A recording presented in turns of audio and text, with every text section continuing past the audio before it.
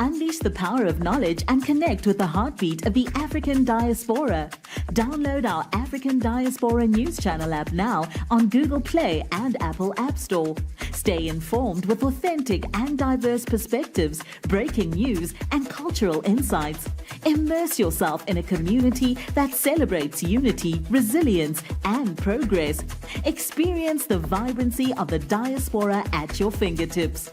Don't miss out. Empower your perspective today. Search African Diaspora News Channel and join the conversation. A sister found out the hard way that her white friend is actually anti-black. This white woman was telling her that she can't fathom, she can't believe how a man can find a black woman attractive. Watch this clip, we'll come back and discuss. I literally had to cut off a female friend, a white female friend. Yes, I'm going to say white female friend, because I think it was last year, late last year, early this year, where we were both selected to, promote something, and we were invited to the event. So I went to this event, and most of the staffs at this event were basically Koreans that could speak English, right? At least conversational English. So having conversations. And if you know anything about Ethiopian women are extremely beautiful. And this is not me trying to pander to a particular demographic or anything, but Ethiopian women are literally so ethereal. So the friend I went with, she's white. We sat down at this table, and it was obvious that she had her eyes set on a particular Korean guy, and she was whispering to me, like, "Oh my God, isn't he fine? He's hot." Like, she's just going off and gushing about how handsome he was. Now, the thing is, he never came to our table because he wasn't in charge of our table, and for some reason he kept going over to the Ethiopian girl's table. He kept going to our table every time, and anybody with a tingling sense can kind of tell that, oh, he likes this girl. And he was talking to her, chatting up and everything. Of course, we couldn't make what they were saying, but it was so obvious from his mannerisms that he was really interested in her.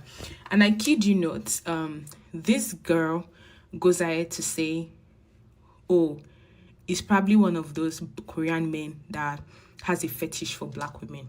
And I'm saying all this to say, white women in Korea, I just want to let you all know that not every Korean guy has a fetish for black women.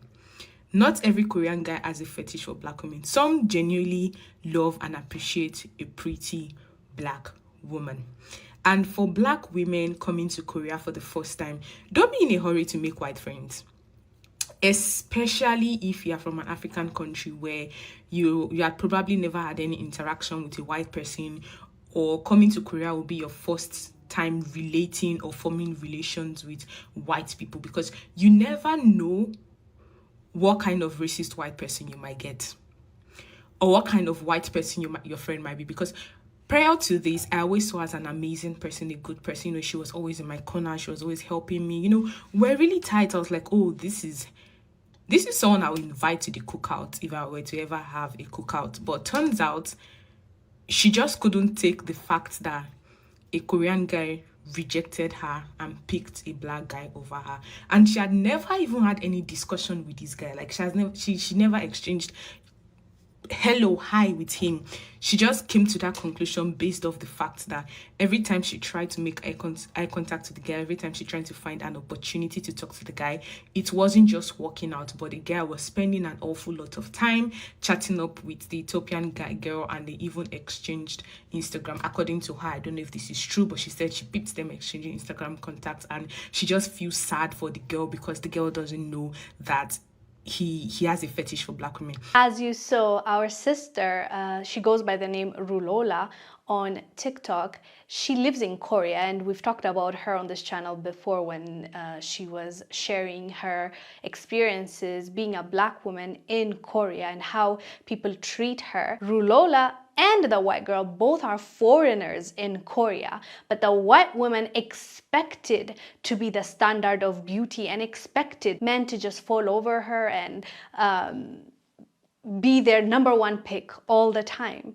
So as you heard in the story, she had a crush on this Korean guy and she couldn't understand, she couldn't fathom how he could pick a black woman over her. So she concluded that it must be fetish. And she even told her friend how sad it is for this black woman to be talking to this guy because she doesn't know that he's fetishizing her. He actually doesn't like her. Like, she made up all this narrative in her brain because she couldn't understand how she was not picked. She was not the one that was seen as attractive in that case, and someone else, like a black woman, can get the attention and not her. She just couldn't. She couldn't take it. So her friend saw her for who she is. They were friends before that. She thought they were cool. But then she realized, wait a minute, if she thinks that about that other girl and she thinks that this man cannot be into this girl because she's black, it must be fetish, then, you know, how does she view me? How does she see me? So I think in that video, if I'm not mistaken, she decided not to be, you know, close to that white girl. But it's interesting that this white lady verbalized it. Usually you can see how they act, but they never verbalize it and are honest. So you'll just be assuming, you just don't know for sure that's what they're thinking. But this girl luckily said it the way it is, and her friend now knows how she feels about black women.